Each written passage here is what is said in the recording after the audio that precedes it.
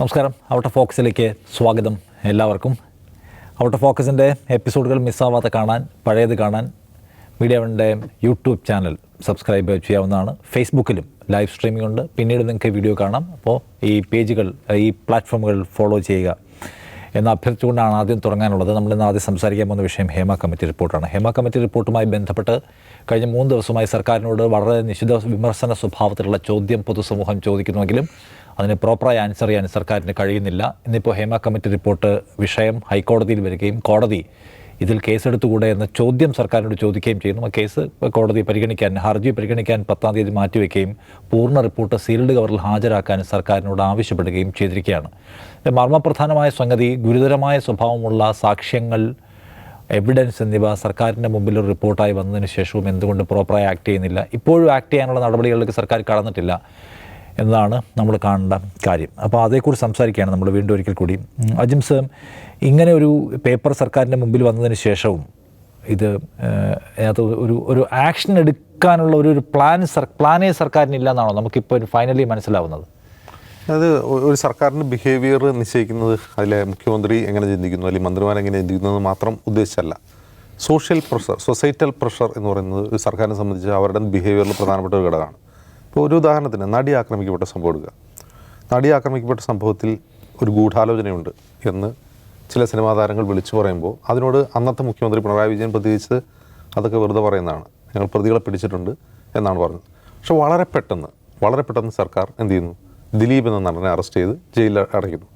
അത് ആ സമയത്ത് ആ ഇടവേളയിലുണ്ടായ ഒരു സൊസൈറ്റൽ പ്രഷറിൻ്റെയും ഭാഗമായിട്ടാണ് അങ്ങനെ ബിഹേവ് ചെയ്യുന്നത്.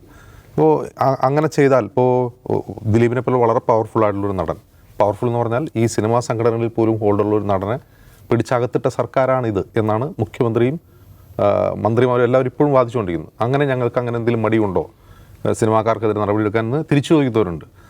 അപ്പോൾ നമ്മൾ ആ 2017 കഴിഞ്ഞ് 2019 എത്തുമ്പോൾ സുപ്രീം കോടതി വിധി വരുന്നു ശബരിമല സ്ത്രീ പ്രവേശനം സംബന്ധിച്ച്. സർക്കാർ ആ സുപ്രീം കോടതി വിധിയുടെ അന്തസ്സത്ത് ഉൾക്കൊള്ളുന്ന രീതിയിൽ വളരെ പുരോഗമനപരമായൊരു നിലപാട് സ്വീകരിക്കുകയും ആ നിലപാടിൻ്റെ അങ്ങേയറ്റം വരെ പോവുകയും ചെയ്തു. അതിലൂടെ ഉണ്ടായിട്ടുള്ള രാഷ്ട്രീയ തിരിച്ചടികൾ പോലും മറികടന്നുകൊണ്ട് സർക്കാർ അവിടെ നിന്നു. അതും ഒരു തരത്തിലുള്ള സൊസൈറ്റൽ പ്രഷർ മാത്രമല്ല, അത് ഏത് ഗ്രൂപ്പ് ഓഫ് പീപ്പിളിൽ നിന്നുള്ള പ്രഷറാണെന്ന് കൂടി നമ്മൾ നോക്കണം. ഈ സർക്കാരിനൊരു പുരോഗമന സ്വഭാവമുണ്ട് എന്ന് കാണിക്കേണ്ടതുണ്ട്. ആ സർക്കാരിന് അങ്ങനെ കാണിക്കേണ്ടതുണ്ടായിരുന്നു. അപ്പോൾ ഈ 2 സംഭവം നമ്മുടെ മുമ്പിൽ വെച്ചിട്ട് ഇപ്പോൾ ഇതിലേക്ക് വന്നു കഴിയുമ്പോൾ ഹേമ കമ്മിറ്റി റിപ്പോർട്ട് ഈ പറയുന്ന സുപ്രീം കോടതി ശബരിമല കേസിലെ വിധിക്ക് ശേഷം വരുന്ന കാര്യമാണ്. അതിനുശേഷമാണ് അവർക്ക് കൊടുത്തത്. അതിനിടയിൽ തന്നെ ഈ സർക്കാരിന് മനസ്സിലായത് ഈ ചില രാഷ്ട്രീയ നിലപാടുകൾ, പ്രതിച്ഛായയ്ക്ക് വേണ്ടി ചില രാഷ്ട്രീയ നിലപാടുകൾ എടുത്തു കഴിഞ്ഞാൽ ചിലപ്പോൾ വോട്ട് കിട്ടണമെന്നില്ല, പല ഭാഗത്തു നിന്ന് തിരിച്ചടി ഉണ്ടാവും എന്ന് മനസ്സിലാക്കിയിട്ടുണ്ട്. ദിലീപ് അകത്ത് കിടന്നു, പിന്നെ അദ്ദേഹം ജാമ്യത്തിലിറങ്ങി, ഹേമ കമ്മിറ്റി റിപ്പോർട്ട് കിട്ടി. ആ റിപ്പോർട്ട് നോക്കുമ്പോൾ പൊള്ളുന്ന സാധനമാണ് എന്നെല്ലാവർക്കും അറിയാം. അതിലുള്ള ഉള്ളടക്കം പൊള്ളുന്ന സാധനമാണ്. ഡോക്ടർ MK മുന്നൂർ 2022 നിയമസഭയിൽ ചോദിക്കുകയാണ്, ഈ ഹേമ കമ്മിറ്റി റിപ്പോർട്ട് കൈവശമുണ്ടല്ലോ, അതിലെന്തെങ്കിലും നടപടി സ്വീകരിച്ചു എന്ന് ചോദിക്കുമ്പോൾ സർക്കാർ അത് വിശദമായി പഠിച്ചു വരുന്നു, അതിലെ ശുപാർശകൾ നടപ്പാക്കുമെന്നാണ് പറഞ്ഞത്. വളരെ നല്ല മറുപടിയാണത്. പഠിച്ചു വരുന്നു, നടപ്പാക്കും. ഈ റിപ്പോർട്ട് ഇപ്പോൾ കോടതി വിധിയെ തുടർന്ന് പുറത്തു വന്നപ്പോൾ മന്ത്രിമാരെന്ന് പറയുന്നത് ഞങ്ങളത് സാധനം കണ്ടിട്ടേ ഇല്ല. മന്ത്രി സജി ചെറിയാൻ പറയുന്നു കണ്ടിട്ടേ ഇല്ല എന്ന് പറയുന്നു. മന്ത്രി ബാലൻ പറഞ്ഞതാണ് ഞങ്ങളത് പഠിച്ചു വരുന്നു പറഞ്ഞ് മറുപടി കൊടുത്താണ് 2020. 2024 ആകുമ്പോൾ മന്ത്രി സജി പറഞ്ഞു സർക്കാർ അത് കണ്ടിട്ടില്ല, അത് പരിശോധിച്ചിട്ടില്ല, നമ്മുടെ കയ്യിൽ ഇല്ല, അതിലെന്താ ഉള്ളതെന്ന് നമുക്കറിയില്ല, നോക്കട്ടെ, പഠിക്കട്ടെ എന്ന് പറയുന്നു. അതിനർത്ഥം എല്ലാ കാലത്തും ഈ ഞങ്ങൾ ഒരു പുരോഗമന സ്വഭാവമുള്ള സർക്കാരാണ് എന്ന് പറഞ്ഞുകൊണ്ട് നിലനിൽക്കാൻ കഴിയില്ല എന്ന് പാഠം തിരിച്ചറിഞ്ഞിട്ടായിരിക്കാം ഒരു പക്ഷേ. കാരണം വളരെ പവർഫുള്ളായിട്ടുള്ള നടന്മാർ, വളരെ പവർഫുള്ളായിട്ടുള്ള താരസംഘടനകൾ, വളരെ പവർഫുള്ളായിട്ടുള്ള ഫെഫ്ക പോലുള്ള അസോസിയേഷനുകൾ, അവർക്കെതിരെ തിരിയുക എന്ന് പറഞ്ഞാൽ സർക്കാരിനെ സംബന്ധിച്ച് പലതും നഷ്ടപ്പെടാനുണ്ട് എന്ന് മാത്രവുമല്ല, ഈ പറയുന്ന ഈ ഫിലിം ഫ്രട്ടേണിറ്റിയിലെ പലരും രാഷ്ട്രീയക്കാർ കൂടിയാണ്. ഒരാൾ മന്ത്രിയാണ്, ഒരു MLA ഉണ്ട്, ഇവർക്കെതിരെയൊക്കെ ആരോപണമുണ്ട്. കേന്ദ്രമന്ത്രിയാണ്. അപ്പോൾ ആരോപണ വിധേയനായ ഒരാൾ മന്ത്രി തന്നെയാണ്. അപ്പോൾ KB ഗണേഷ് കുമാറിനെതിരെ ഇന്നലെ ഉന്നയിക്കപ്പെട്ട ഒരു ആരോപണം തിലകൻ്റെ ഫാമിലിയിൽ നിന്നാണ്. തിലകനെ സിനിമയിൽ നിന്ന് ബാൻ ചെയ്തു മാത്രമല്ല, അവസാന കാലത്ത് അദ്ദേഹം സീരിയലിലും നാടകത്തിലും അഭിനയിച്ച് ജീവിക്കാൻ പോയപ്പോൾ സീരിയലിൽ നിന്ന് വിലക്കാൻ കൂട്ടുനിന്നയാൾ ഇപ്പോൾ മന്ത്രിയാണ് എന്നാണ് അവരുടെ കുടുംബാംഗങ്ങൾ പറയുന്നത്. മറ്റൊരു MLA ആയ കൊല്ലം MLA മുകേഷിനെതിരെ ഉണ്ടായിരുന്നൊരു മീറ്റു ആരോപണം അതിപ്പോൾ റീസർഫസ് ചെയ്തിട്ടുണ്ട്. അപ്പോൾ പല കാര്യങ്ങളിൽ സർക്കാരിനെ സംബന്ധിച്ചത് പൊള്ളുന്ന കാര്യമാണ്, പലതരത്തിൽ സർക്കാരിനെ ബാധിക്കുന്ന കാര്യമാണ്. അപ്പോൾ എന്ത് ചെയ്യുന്നു? എന്നാൽ പിന്നെ ഒഴുക്കിനൊത്ത് നീന്തുക എന്ന് പറഞ്ഞാൽ റിപ്പോർട്ട് പുറത്തു വരുമ്പോൾ റിപ്പോർട്ട് ഞങ്ങൾ വായിച്ചിട്ടില്ല എന്ന് കള്ളം പറയാം. അത് പച്ചക്കള്ളമാണ്. കാരണം നിയമസഭാ രേഖകളിലുള്ള മറുപടിയാണ്. ഞങ്ങൾ പരിശോധിച്ചു, ശുപാർശ നടപ്പാക്കുമെന്ന് മന്ത്രി ബാലൻ പറഞ്ഞിട്ട് സജി ചെറിയാനിലേക്ക് വരുമ്പോൾ ഞങ്ങൾ കണ്ടിട്ടില്ല എന്ന് പറയുന്നത് പച്ചക്കള്ളമാണ്. അപ്പോൾ അങ്ങനെ പറയുക. ആരെങ്കിലും കോടതി പോയി കഴിഞ്ഞാൽ, ഇപ്പോൾ നമ്മൾ കഴിഞ്ഞ ദിവസം തന്നെ പറഞ്ഞിരുന്നത് കോടതിയിൽ ചോദ്യം ചെയ്യപ്പെടാൻ പോകുന്ന ഒന്നാണ്. കാരണം ഇതിൽ വളരെ ഗുരുതരമായ ഒഫൻസുകൾ ഇതിലടങ്ങിയിട്ടുണ്ട്. ഒരു സർക്കാരിനെ സംബന്ധിച്ച് അതിൽ പരാതി തരട്ടെ, തെളിവ് കൊണ്ടുവരട്ടെ, കേസെടുക്കാനെന്ന് പറയാൻ കഴിയില്ല. കാരണം അത് സ്റ്റേറ്റിൻ്റെ ഉത്തരവാദിത്തമാണ്. അത്ര ഇൻഫർമേഷൻ കിട്ടി കഴിഞ്ഞാൽ എഫ്ഐആർ ആയിട്ട് അന്വേഷിക്കുക എന്നുള്ളത് സ്റ്റേറ്റിൻ്റെ ഉത്തരവാദിത്തമാണ്. നമ്മൾ ഇന്നലെ തന്നെ പറഞ്ഞിരുന്നത് കോടതിയിൽ ആരും പോയി കഴിഞ്ഞാൽ പണി പാളും. ഇന്ന് കോടതിയിൽ ആ കേസ് വന്നിരിക്കുന്നു. ഹൈക്കോടതി അത് വളരെ ഗൗരവത്തിൽ ഇന്ന് തന്നെ പരിഗണിച്ച് അടുത്ത മാസം 10-ാം തീയതിയിലേക്ക് മാറ്റിയിട്ടുണ്ടെങ്കിൽ ഇതിനിടയിൽ 2 കാര്യങ്ങൾ സർക്കാരിനോട് നിർദ്ദേശിച്ചു. ഒന്ന്, അപൂർണ്ണ വിവരങ്ങളടങ്ങി കമ്മിറ്റി റിപ്പോർട്ട് സർക്കാരിന് സീൽ വെച്ച കവറിൽ നൽകണം. കാരണം കോടതിക്ക് പരിശോധിക്കണം അതിലെന്താ ഉള്ളതെന്ന്. മറ്റൊരു കാര്യം, നിലവിൽ പുറത്തു വന്ന നിലവിൽ നിങ്ങളുടെ കൈവശമുള്ള റിപ്പോർട്ട് വെച്ച് കേസെടുക്കാനുള്ള സാധ്യതകളെക്കുറിച്ച് ഞങ്ങൾക്ക് റിപ്പോർട്ട് തരണം എന്ന് ഹൈക്കോടതി പറഞ്ഞു. തീർച്ചയായിട്ടും സർക്കാരിന് തിരിച്ചടിയാവുന്ന ഒരു വിധിയാണ് ഹൈക്കോടതിയിൽ നിന്ന് വരാൻ പോകുന്നത്. അത് ഉറപ്പാണ്. കാരണം ഒരു 10-20 ദിവസത്തെ ഗ്യാപ്പ് ഉണ്ടെങ്കിൽ പോലും അത് ആൻറ്റിസിപ്പേറ്റ് ചെയ്യും സർക്കാർ. ഞാൻ വിചാരിക്കുന്നത് സർക്കാർ പേരിനെങ്കിലും ഒരു പ്രത്യേക അന്വേഷണ സംഘം രൂപീകരിച്ചുകൊണ്ട് ഇതേക്കുറിച്ച് അന്വേഷിക്കാൻ തീരുമാനിക്കും. ഉടനെ ഒരു അന്വേഷണം ഉണ്ടാവുകയോ നടപടിയോ അറസ്റ്റോ ഒന്നും ഉണ്ടാവില്ലെങ്കിൽ പോലും അറിയില്ലാത്ത ആൾക്കാരാണല്ലോ. ഇപ്പോൾ സർക്കാരിൻ്റെ മുമ്പിൽ പേരില്ലാത്ത പരാതിക്കാരാണ്. ആരോപണ വിധേയരുടെയിലും പേരില്ല എന്ന് പറഞ്ഞുകൊണ്ട് സർക്കാരിന് എന്ത് ചെയ്യാം? ഒരു എഫ്ഐആർ ഇടാം. എഫ്ഐആർ ഇട്ടാൽ ഒരു പ്രാഥമിക അന്വേഷണമോ ഒരു അന്വേഷണം തുടങ്ങി വയ്ക്കാം. അടുത്ത കോടതി ഇത് പരിഗണിക്കുന്നതിന് മുമ്പ് സർക്കാർ ചെയ്യാൻ പോകുന്ന ഇതായിരിക്കും എന്നാണ് ഞാൻ പ്രതീക്ഷിക്കുന്നത്. ഒരു പേരിനൊരു അന്വേഷണം തുടങ്ങി വയ്ക്കുകയും, പക്ഷേ അത് എത്രമാത്രം മുന്നോട്ട് പോകുമെന്നുള്ളത് ഞാൻ മുമ്പ് പറഞ്ഞ ഒരു സൊസൈറ്റൽ പ്രഷറിനനുസരിച്ചായിരിക്കും ആ അന്വേഷണം മുന്നോട്ട് പോകുക എന്നാണ് ഞാൻ കരുതുന്നത്. ഓക്കെ, ദാസാഹിബ്, ഇപ്പോൾ അന്ന് ഈ അമ്മയിൽ നിന്നിറങ്ങി വന്ന് ഈ WCC ഉണ്ടാക്കുന്ന സമയത്ത് CPM സംസ്ഥാന സെക്രട്ടേറിയറ്റിൻ്റെ ഒരു കുറിപ്പിൽ പറയുന്നത് അമ്മയെ ഭിന്നിപ്പിക്കാനുള്ള ഇത്തരം ശ്രമങ്ങൾ സ്ത്രീ ശാക്തീകരണത്തിന് വേണ്ടിയാണെന്ന് വിചാരിക്കുന്നത് മൗഢ്യമാണ് എന്നാണ് കുറിപ്പിൽ പറഞ്ഞ ഒരു കാര്യം. രണ്ടാമത് ഒരു കാര്യം പറയുന്നത് ഇടതുപക്ഷ അനുഭാവികളായ സിനിമയ്ക്കകത്ത് നിൽക്കുന്ന ആളുകളെ അവമതിക്കാനുള്ള ആസൂത്രിതമായ ശ്രമത്തെ പാർട്ടി ചെറുക്കുമെന്നാണ്. പാർട്ടി സെക്രട്ടേറിയറ്റിൻ്റെ കുറിപ്പിലുള്ളതാണ്. അന്നു മുതൽ തന്നെ അതിനകത്ത് ഈ റൂളിംഗ് പാർട്ടിയും അവരുടെ ഗവൺമെൻറ് എടുക്കുന്ന പൊസിഷൻ നമ്മൾ കണ്ടുകൊണ്ടിരിക്കുന്നതാണ്. സത്യത്തിൽ ഇവരെ അതിൽ നിന്ന് തടയുന്ന അവരുടെ ഹർഡിൽസ്, അവരുടെ തടസ്സങ്ങൾ എന്താണെന്നാണ് നമുക്ക് കാണാൻ പറ്റുക? നിഷാദ്, ഇതിൽ ഒറ്റ കാര്യം നമ്മൾ ആലോചിക്കുക. ഈ റിപ്പോർട്ട് നമ്മൾ അറിഞ്ഞത് പ്രകാരം ഇത് ക്രിമിനൽ ഒഫൻസുകളെ കുറിച്ചാണല്ലോ പറയുന്നത്. ഗുരുതരമായ ക്രിമിനൽ ഒഫൻസുകളെ കുറിച്ച് അതിന് പറയുന്നുണ്ട്. എന്ന് വെച്ചാൽ അതിൽ സ്ത്രീ പീഡനമുണ്ട്, സ്ത്രീകളോട് മോശമായി പെരുമാറലുണ്ട്, ലൈംഗിക ചൂഷണമുണ്ട്, കുട്ടികളെ ലൈംഗികമായിട്ട് ചൂഷണം ചെയ്യുന്നുണ്ട്. പോക്സോ അട്രാക്റ്റ് ചെയ്യാൻ ക്വാളിഫൈ ആയിട്ടുള്ള ഒഫൻസസാണ്. തൊഴിലിടത്തിലുള്ള സ്ത്രീകളോട് കാണിക്കുന്ന വിവേചനവും അവഹേളന ഇതുണ്ട്.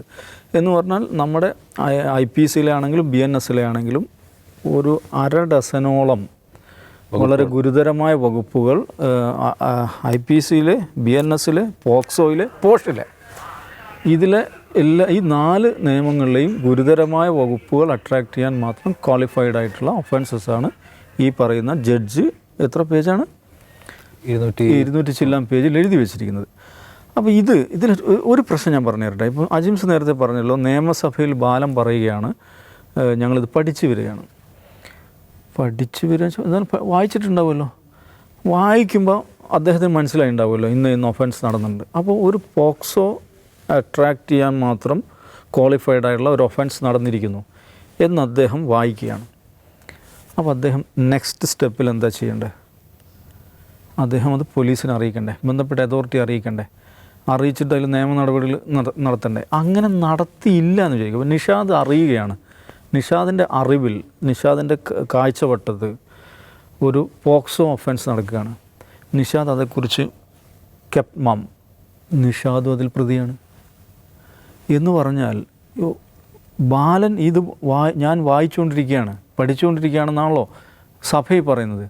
അപ്പം സ്വാഭാവികമായിട്ടും ഇംഗ്ലീഷ് ലളിതമായ ഇംഗ്ലീഷിലാണല്ലോ എഴുതിയിരിക്കുന്നത്. ബാലന് മനസ്സിലായിട്ടുണ്ടാവുമല്ലോ. അപ്പോൾ ഈ ഒഫൻസ് നടന്നിട്ടുണ്ട് എന്ന് AK ബാലൻ അറിഞ്ഞിട്ടും അദ്ദേഹം അതിൻ്റെ ഒരു ഭരണഘടന വെച്ച് സത്യപ്രതിജ്ഞ ചെയ്ത മന്ത്രിയായിട്ടുള്ള അദ്ദേഹം അതിൽ സ്വീകരിക്കേണ്ട തുടർ നടപടി സ്വീകരിച്ചിട്ടില്ലെങ്കിൽ അദ്ദേഹം ഇതിൽ കൾപ്പബിളാകുകയാണ്. ഞാൻ പറഞ്ഞു ആ ഒരു പോയിന്റിൽ ഒരാൾ കോടതിയിൽ പോകാമെന്ന് വിചാരിക്കുക, ഗുരുതരമായ പ്രശ്നത്തിലേക്കാണ് പോകുന്നത്. കേസെടുത്ത ഇൻസിഡൻസ് ഉണ്ട്. കേസെടുത്ത് ഇഷ്ടം പോലെ ഉണ്ട്. നമുക്കെതിരൊരു കേസുണ്ട്. അതറിയോ നിഷാദെ? എന്താ അറിയോ? ഈ പാലക്കാട് വാളയാർ സംഭവം റിപ്പോർട്ട് ചെയ്യുന്നതിനിടയിൽ അതിലിരകളായിട്ട് കുഞ്ഞുങ്ങളുടെ വീട് നമ്മുടെ ദൃശ്യത്തിൽ വരുന്നു. ആ വീടിൻ്റെ ചുമരിൽ ഈ കുഞ്ഞുങ്ങളുടെ ഫോട്ടോ ഉണ്ടായിരുന്നു. അതിൻ്റെ പേരിൽ നമുക്കെതിരെ കേസെടുത്തിട്ടുണ്ട്. സാങ്കേതികമായി ശരിയാണ് ആ കേസ് എടുക്കുന്നത്.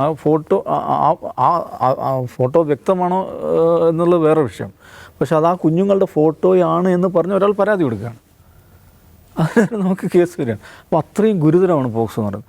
അപ്പോൾ ഞാൻ പറഞ്ഞു വെച്ചാൽ ഇത്രയും ഗുരുതര സ്വഭാവമുള്ള ഒരു റിപ്പോർട്ട് എത്ര 4 വർഷമായി സർക്കാർ, 4 വർഷത്തിലധികമായി സർക്കാരിൻ്റെ കയ്യിൽ നിൽക്കുകയാണ്. അപ്പോൾ അവരെന്തു ചെയ്തു എന്നത് വളരെ വളരെ പ്രധാനപ്പെട്ട ചോദ്യമാണ്. അതിപ്പോൾ കോടതി വഴി ആ ചോദ്യം ഉയർന്നുകൊണ്ടിരിക്കുകയാണ്. എനിക്ക് തോന്നുന്നത് ഇത് മാത്രമല്ല, ഇതിൻ്റെ മറ്റ് പല ഇതും കൂടെ ചേർത്തിട്ട് നിയമ നടപടികളിലേക്ക് പോകും. സർക്കാർ വലിയ ബുദ്ധിമുട്ടിലേക്ക് പോകും തന്നെയാണ് എനിക്ക് തോന്നുന്നത്. എന്തുകൊണ്ടാണ് സർക്കാരിന് ഇതിലൊന്നും ചെയ്യാൻ പറ്റാത്തത്, അല്ലെങ്കിൽ സർക്കാർ ചെയ്യാത്തതെന്ന് ചോദിച്ചാൽ, ഒന്ന് നൈതികമായി ധാർമ്മികമായ സർക്കാരിൻ്റെ ഇരട്ടത്താപ്പ് തന്നെയാണ്. രണ്ടാമത് ഇതിൻ്റെ പ്രായോഗികമായ പ്രശ്നങ്ങൾ നോക്കുക. ഇതിൽ പ്രതികളാക്കപ്പെടാൻ പോകുന്ന, അല്ലെങ്കിൽ ഈ പറയുന്ന ഗുരുതരമായ തെറ്റുകൾ ചെയ്ത ആളുകളെ നമ്മൾ നോക്കിക്കഴിഞ്ഞാൽ സർക്കാരിൻ്റെ നിരവധിയായ സ്കീമുകളുടെ ബ്രാൻഡ് അംബാസഡർമാരായിരിക്കും അവർ. അപ്പോൾ എന്തെല്ലാം സ്കീമുകളായിരിക്കും അറിയാം. കുഞ്ഞുങ്ങളെ രക്ഷിക്കാനുള്ള സ്കീം അതിനകത്തുണ്ടാവും, ലൈംഗിക ചൂഷണത്തിനെതിരായുള്ള സർക്കാർ പദ്ധതികളുടെ സ്കീമുണ്ടാവും, അല്ലെങ്കിൽ ലഹരിയിൽ നിന്ന് നാട്ടുകാരെ രക്ഷിക്കാൻ വേണ്ടിയുള്ള സർക്കാർ പദ്ധതികളുടെ ബ്രാൻഡ് അംബാസഡർ, ഇങ്ങനെയൊക്കെയുള്ള ആളുകളാണ്. ഇവരെങ്ങനെ ബ്രാൻഡ് അംബാസഡറായിട്ട് നിർത്താൻ പറ്റുമോ? അല്ലെങ്കിൽ ഉത്തരവാദപ്പെട്ട പല സമിതികളിലിരിക്കുന്ന ആളുകൾ അതിനകത്തുണ്ടാവും, പാർട്ടിയുമായി ബന്ധപ്പെട്ടിട്ടുള്ള പല മേഖലകളും പ്രവർത്തിക്കുന്ന ആളുകളുണ്ടാവും. അപ്പോൾ ഇതൊക്കെ വലിയ അലമ്പാണ്. അതവിടെ നിൽക്കട്ടെ എന്ന് സർക്കാർ വിചാരിക്കുന്നുണ്ടാവും. അപ്പം ഞാൻ പറയുന്നത്, സർക്കാർ അങ്ങനെ വിചാരിച്ച് ഇത് സമയം തള്ളി, ഈ ഡിലേ ടാക്ടിക്സ് എടുത്ത് പോകാനാണ് വിചാരിക്കുന്നതെങ്കിൽ അതത്ര എളുപ്പമല്ല. കാരണം ഇത് ഈ പറയുന്ന കോടതിയുടെ മേൽനോട്ടത്തിൽ ഇപ്പോൾ തന്നെ വന്നു കഴിഞ്ഞു, ഇനിയും കോടതി വ്യവഹാരങ്ങളിലേക്ക് പോകും. അതുകൊണ്ട് അത് വഷളാവുകയുള്ളൂ എന്നാണ് എനിക്ക് തോന്നുന്നത്. ഇതിൽ ഇന്ന് ഞാൻ കേട്ട വളരെ എന്നെ അസ്വസ്ഥപ്പെടുത്തിയൊരു കമൻ്റ് എന്താണെന്ന് വെച്ചിട്ടുണ്ടെങ്കിൽ, ഈ പറയുന്ന പരാതികളില്ലല്ലോ, പരാതികൾ വരുന്നില്ലല്ലോ. നിഷാദ് നോക്കൂ, പരാതികൾ വരുന്നില്ല എന്ന് പറഞ്ഞാൽ അതിൻ്റെ അർത്ഥം എന്താണ്? ആ പരാതി പറയാൻ പോലും ശേഷിയില്ലാത്ത വിധം അങ്ങനെ ഇവർ സപ്രസ് ചെയ്യപ്പെട്ടിരിക്കുന്നതാണ്. എവിടുത്തെ കഥയാണ് ഈ പറയുന്നത്? ഉത്തര കൊറിയയിലെ കഥയല്ല. ഇതാണ് മതേതര പുരോഗമന സംസ്ഥാനമായിട്ടുള്ള കേരളത്തിലെ അതിൽ തന്നെ ഏറ്റവും പുരോഗമന ഇടം എന്ന് പറയുന്ന കലാകാരന്മാരുടെ, ആർട്ടിസ്റ്റുകളുടെ, സ്വതന്ത്ര സ്ത്രീ സ്വാതന്ത്ര്യത്തിൻ്റെ ഒക്കെ ഇടമായിട്ടുള്ള ഈ പറയുന്ന സിനിമാ മേഖലയിലാണ് നടക്കുന്നത്. അപ്പോൾ ഈ സ്ത്രീകൾ ജസ്റ്റിസ് ഹേമയോട് പോയിട്ട് പരാതി പറയുന്നതുകൊണ്ടാണ് അവർ എഴുതി വെച്ചത്. പക്ഷേ സങ്കടം പറഞ്ഞുകൊണ്ടാണ് എഴുതി വെച്ചത്. പക്ഷേ ആ സങ്കടം ഒരു പരാതിയായി പറയാൻ ഈ സ്ക്രീനിൽ വന്ന് കരുത്തയായ കഥാപാത്രങ്ങളെയും ശക്തയായ പോരാളി സ്ത്രീകളെയൊക്കെ അവതരിപ്പിക്കുന്ന നമ്മുടെ നടിമാർക്ക് സാധിക്കുന്നില്ല എന്ന് പറഞ്ഞാൽ ഇതെന്തൊരു വെള്ളരിക്കപ്പെട്ടതാണ്. എന്ത് പുരോഗമനത്തെക്കുറിച്ചാണ്, എന്ത് സ്ത്രീ സ്വാതന്ത്ര്യത്തെക്കുറിച്ചാണ്, എന്ത് ലിംഗനീതിയെക്കുറിച്ചാണ് ഇവർ സംസാരിച്ചുകൊണ്ടിരിക്കുന്നത്?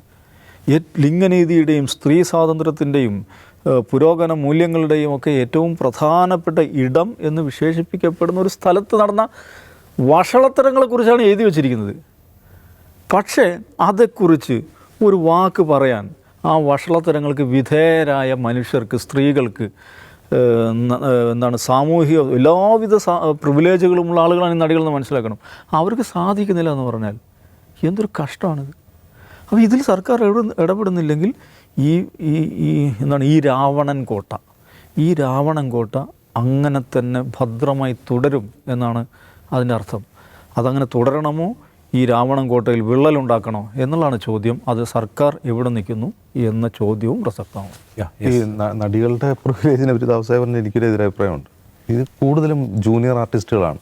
അവർക്ക് നാളെ പണിയെടുത്ത് ജീവിക്കാൻ പറ്റില്ല, അവരെ തൊഴിലിടത്തുനിന്ന് പുറത്താക്കും. അപ്പോൾ അങ്ങനെ പ്രിവിലേജ് നോക്കാത്ത കുറച്ച് ആൾക്കാരാണ് WCC എന്ന് പറഞ്ഞാൽ അവർക്ക് വേറെ തരത്തിലുള്ള പ്രിവിലേജ് ഉണ്ട്. അവർ ധൈര്യമായിട്ട് മുന്നോട്ടുന്നു. അവരിൽ തന്നെ എത്ര പേർക്ക് ഇപ്പോൾ സിനിമയുണ്ട്? ആ WCCയിൽ എത്ര പേര് ഇപ്പോൾ അഭിനയിക്കുന്നു നോക്കിയാൽ മതി. അതിൽ നിന്ന് വിട്ടുപോയാൽ സിനിമയും ഉണ്ട്. നടികളുടെ കാര്യം വിട്ട് ഈ തിലകനെ പോലെയുള്ള മഹാമേരുമായിട്ടുള്ള നടന് സംഭവിച്ചത് എന്താണ് നമുക്കറിയാമല്ലോ. യെസ്, എന്തായാലും ഗവൺമെൻറ് എടുക്കുന്ന പൊസിഷൻ പ്രധാനമാണ്. വായിച്ചിട്ടില്ല, നോക്കട്ടെ, പരിശോധിക്കട്ടെ, തെളിവുണ്ടോ, FIR ഇടാൻ പറ്റുമോ ഇല്ലയോ എന്നുപോലെയുള്ള ഇപ്പോഴും അവിശ്വാസത്തിൻ്റെയും ഗൗരവമില്ലായ്മയുടെയും മുദ്ര ചാർത്തി കൊടുക്കുകയാണ് ഹേമ കമ്മിറ്റി റിപ്പോർട്ടിന് സർക്കാർ എന്നാണ് നമ്മൾ കാണേണ്ട ഒരു കാര്യം. കോടതി ഇടപെടുമ്പോഴെങ്കിലും ഗവൺമെൻറ് പൊസിഷൻ മാറ്റുമോ എന്ന് കാണാം.